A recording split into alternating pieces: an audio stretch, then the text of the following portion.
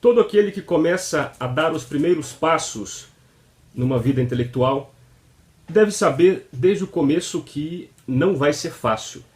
E não vai ser fácil porque uma vida de estudos séria, ela exige, muitas vezes, uma reformulação muito profunda do seu modo de se posicionar diante do mundo, diante das pessoas. Isso por dois motivos. Em primeiro lugar, aquele que começa a estudar com mais seriedade começa a desenvolver certo tipo de afinidade por certo tipo de pessoa. Tipo de pessoa que geralmente não é aquela com a qual ele sempre conviveu. Então já há aí um estranhamento, né? A convivência com os seus antigos amigos e com seus familiares pode sofrer uma modulação.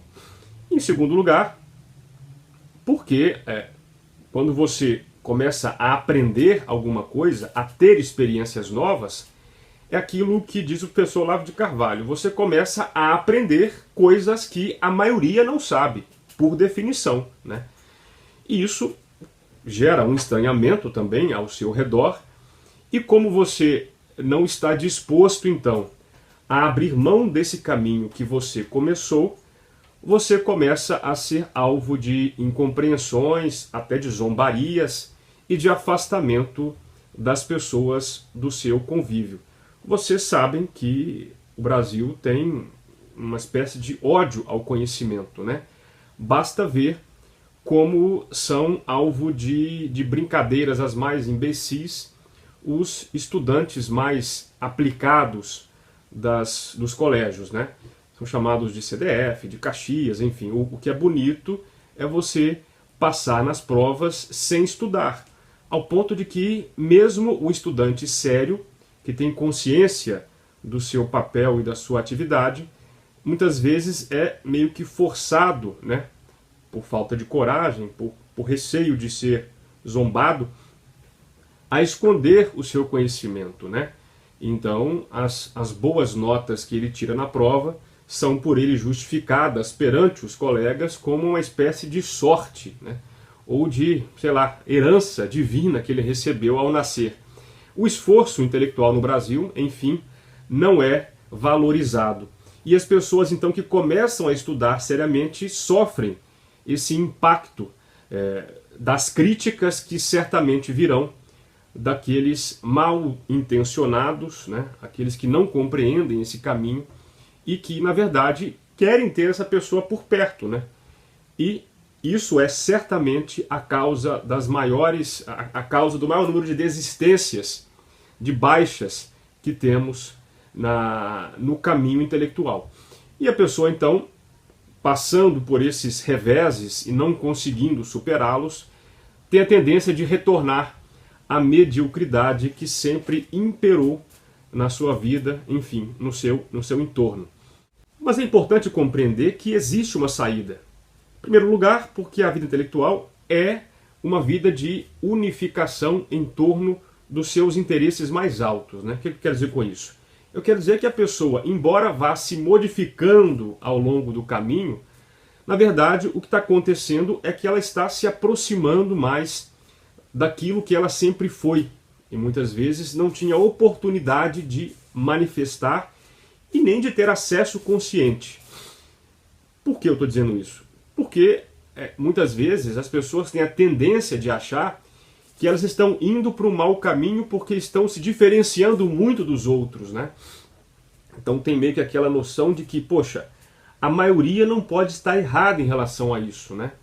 Mas se você compreender bem, você vai ver que o estudante sério começa a desenvolver uma compaixão com as pessoas, porque ele começa a compreendê-las mais naquilo que elas têm de mais alto, de mais relevante, de mais verdadeiro, né? E isso não é fácil de explicar, não é fácil de conviver com isso mesmo em si mesmo, e a verdade é que talvez você não consiga transmitir isso no começo para as outras pessoas. Mas entendam que se você mantém contato com a vida, mantém contato com as pessoas e ainda assim consegue se manter firme nos seus estudos, você está conseguindo unificar em torno de si uma atividade que, segundo Aristóteles, é a atividade que nos torna mais felizes. Mas as críticas virão ainda assim. As críticas são basicamente de três tipos, né? Existem as críticas improcedentes, que geralmente são críticas maledicentes, feitas por quem não teve o cuidado de analisar a situação. A essas críticas você responde como o Sertilange recomenda: volte ao trabalho. Agora, existem outros dois tipos de críticas, que são as críticas procedentes, que são as críticas razoáveis.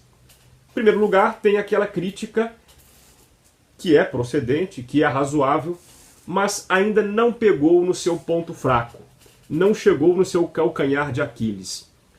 A essas você analisa e, se for o caso, retifica. Porém, o último tipo de crítica é aquele que pega no seu ponto fraco e te desestabiliza. Essas críticas geralmente vêm de pessoas ou que estão muito próximas de você e o conhecem bem, ou de pessoas inteligentes que querem atacar você e conseguem perceber qual é o seu ponto fraco. A essas críticas, a primeira recomendação é: não reaja irracionalmente, ou seja, não reaja com o estômago, né? Você deve, segundo o autor recomenda, respirar fundo, né?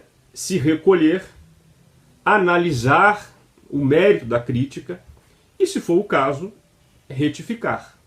Em todo caso, percebam que o que vale mesmo é o seu trabalho, são os seus estudos e é a obra que você está colocando eventualmente em andamento. E aqui o autor tenta recomendar que nós sejamos menos egoístas e nos centremos mais no valor dos estudos e no valor da obra, que são tomados de empréstimo da verdade que você busca, né?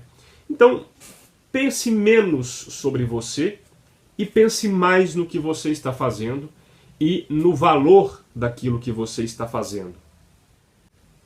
Então, em resumo, as orientações aqui são de duas espécies. Primeiro, não se isole do mundo. Escute as críticas, porque nelas pode haver algo de precioso para o seu caminho. Em segundo lugar, seja humilde, né? Ouça as críticas com atenção e retifique a sua conduta, o seu caminho, se assim lhe parecer adequado. Se você tiver à disposição alguém mais experiente que você, tome conselhos. Isso não lhe irá custar nada e, pelo contrário, pode ajudá-lo a seguir adiante nesse caminho de estudos na vida intelectual, um caminho tão espinhoso, tão difícil, em especial numa sociedade como a nossa, em que tudo, ou quase tudo, conspira contra. Então é isso, meus amigos. Um abraço para vocês e até o próximo vídeo.